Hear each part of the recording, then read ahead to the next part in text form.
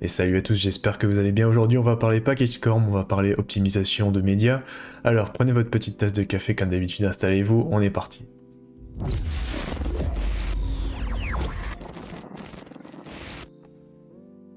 Donc si vous avez l'habitude de travailler avec des packages SCORM, vous savez que sur certaines plateformes, on est limité sur la taille maximale du paquet qu'on peut envoyer. Typiquement, on sera autour de 200-250 mégas, parfois un peu plus si on a de la chance, mais dans d'autres cas, on peut être vraiment très limité, donc je pense à des limites de type 100 mégas, 80, voire 50 mégas, et là, c'est vrai que quand on fait du video learning, ça peut devenir compliqué. Alors, évidemment, dans Cumulus, vous pouvez sur la page des exports choisir une qualité inférieure pour pouvoir réduire la taille de vos vidéos. Donc ce que ça va faire tout simplement, le transcodeur va venir compresser la vidéo, vous allez perdre un petit peu en qualité, mais vous allez pouvoir réduire drastiquement la taille de vos packages. Mais si vous faites cette opération et que vous vous rendez compte que vous êtes toujours au-dessus de la limite imposée par votre LMS, alors aujourd'hui je vais vous présenter deux outils qui vont vous permettre d'optimiser encore plus le poids de vos packages. Le premier c'est TinyPNG, donc le lien sera en description de la vidéo comme d'habitude. Ce que cet outil va vous permettre de faire, c'est de pouvoir compresser vos images, qu'elles soient en PNG ou en JPEG. Son fonctionnement est très simple, vous venez cliquer ici. Hop, j'importe cette image, donc cette image qui fait, comme vous voyez, 3,28 mégas, donc qui est assez conséquent pour une image. Je viens la compresser, et donc là on m'annonce que la compression est terminée et que j'obtiens un fichier de 2,0 mégabits. Donc ça peut paraître assez peu par rapport à nos 3,4 de base, mais si on calcule, on nous indique ici que on a gagné 42% sur la taille, ce qui est pas négligeable sur l'ensemble d'un package. Si vous faites ça avec toutes vos images, vous allez tout de suite gagner énormément de place. Et si vous voulez la récupérer, vous cliquez tout simplement sur Download ici. Donc ça c'est pour l'optimisation des images. Maintenant on va voir un deuxième outil qui s'appelle TinyVid.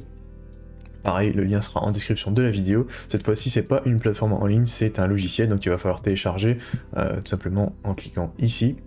Une fois que vous l'aurez téléchargé et installé, lorsque vous le lancez, vous arrivez donc sur cet écran, donc qui est l'écran de première configuration, qui va vous demander en fait de télécharger une ressource supplémentaire qui s'appelle FFmpeg.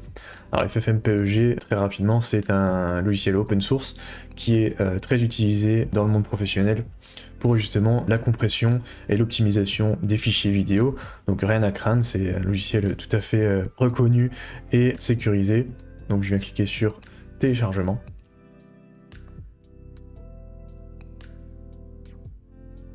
Et voilà, une fois que le téléchargement de FFmpeg est terminé, je viens cliquer sur Finish and Restart, donc ça va relancer tout simplement le logiciel.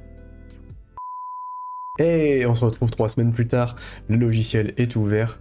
Alors l'interface est en anglais, mais elle est assez simple et je vais vous guider. Pour choisir votre vidéo, vous venez tout simplement cliquer ici en haut à gauche sur Open Files. Je vais moi choisir cette vidéo qui vient d'une banque d'images qui dure 11 secondes et qui fait 34,1 mégas, donc c'est assez lourd pour une vidéo de cette durée. Et je voudrais donc pouvoir la compresser. Je vais l'ouvrir et l'importer donc dans le logiciel. On voit directement un aperçu de la vidéo. Donc je peux me déplacer ici un peu sur la timeline. Je peux couper le début et la fin de ma vidéo, un peu comme sur KR. Et je peux également ici régler le volume de la vidéo, donc je peux l'augmenter ou le réduire au besoin. Mais nous, aujourd'hui, la partie qui nous intéresse, c'est ici en bas. Premièrement, le choix de la qualité de sortie. J'ai deux options ici, donc je peux définir une taille maximale, donc Have Max File Size Off. Et donc ici dans ce deuxième menu déroulant, ici on va me proposer différentes tailles, donc qui sont prédéfinies. Donc pour rappel, ma vidéo fait 34 mégas. Je veux qu'elle n'en fasse que 8 en sortie. Le logiciel va s'arranger pour faire les réglages lui-même et faire en sorte que le poids final de la vidéo ne dépasse pas cette taille. J'ai plusieurs options, je peux aussi rentrer une valeur à la main ici. Et nous aujourd'hui ce qu'on va choisir c'est ici ce Be Constant Quality Off. Cette option ce qu'elle permet en fait c'est tout simplement de choisir un degré de qualité par rapport à la vidéo originale. Donc si on reste sur 100% la qualité ne sera pas altérée, 90% donc ça sera un peu plus compressé mais on ne verra pas la différence. On verra la différence à partir de 75%, donc là la vidéo va commencer vraiment à perdre un peu en qualité. Tout ce qui est en dessous de 75% très peu recommandé sauf si c'est impératif. On va rester sur 90%. Ensuite ici en bas à droite on a le choix de notre résolution. Donc à l'origine notre vidéo était en 2160p pardon, donc ce qui est un équivalent de 4K. Nous, comme on travaille sur du web et qu'on n'a pas besoin d'un fichier aussi lourd, on va rester sur du 1080p qui est une taille bien plus standard. Donc ça c'est pour la résolution. Et ici, donc sur le menu FPS, donc qui correspond aux images par seconde, le nombre d'images par seconde dans la vidéo, nous on va rester sur 30, qui est le taux de rafraîchissement original de la vidéo. Je vous déconseille vraiment de baisser le nombre de frames par seconde, parce que vous allez commencer à avoir des petits artefacts, des choses pas très sympathiques sur votre vidéo, à moins que, encore une fois, vous soyez vraiment contraint de passer en 24 images par seconde, comme c'est parfois le cas sur certaines plateformes. Voilà, donc on a réglé nos petit menu et je vais cliquer donc ici sur Process. Je viens hop, enregistrer ma vidéo dans le même fichier, dans le même dossier. Donc là la compression est en train de se lancer. Normalement ça devrait être assez rapide.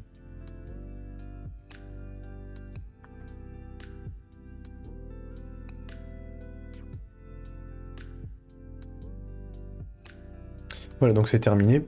On me propose soit d'ouvrir le fichier, soit d'ouvrir directement le dossier où est placé le fichier. On va aller voir dans le dossier justement pour comparer un peu la taille. Donc ça c'est notre fichier d'origine qui faisait donc 31,34,1 mégas.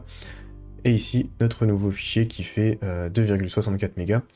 Donc on est sur un ratio assez efficace en termes de compression. Vous voyez que la vidéo n'est pas altérée dans sa qualité, ça reste un contenu plus que correct niveau visuel.